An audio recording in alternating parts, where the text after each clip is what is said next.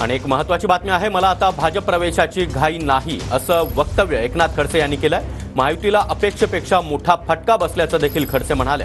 राज्यातील राजकारण जनतेला मान्य दिसत नाही असं देखील एकनाथ खडसे यांनी म्हटलंय। तर पंकजा मुंडेंचा पराभव हा धक्कादायक असल्याचं देखील खडसे यांनी म्हटलंय।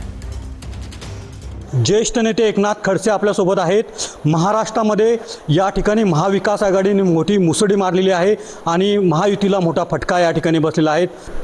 लोकसभेमध्ये मोठा फटका महाराष्ट्रामध्ये महायुतीला मोठ्या प्रमाणावर अपेक्षा होत्या, परंतु आत्ताचे निकाल जर पाहिले तर महायुतीला या ठिकाणी मोठ्या प्रमाणावर फटका बसलेला दिसतो आहे।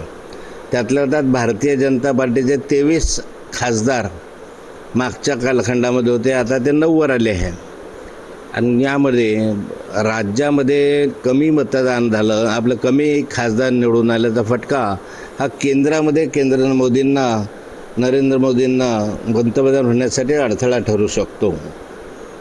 या ठिकाणी जर आपण चित्र पाहिलं तर महाराष्ट्रामधलं जे राजकारण अलीकडच्या कालखंडामध्ये सुरू आहे ते राजकारण जनतेला मान्य नाही आहे।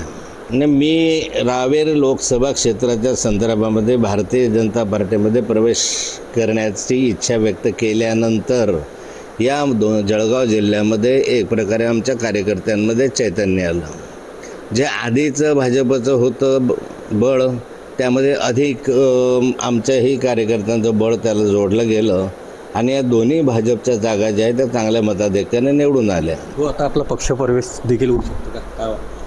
विजयाचा आपण श्रेय गाठलाय। पक्षप्रवेशाची आता काही मला घाई नाही आहे। रवी गोरेसह मंगेश डोले, TVN मराठी, मुक्ताईनगर, जळगाव।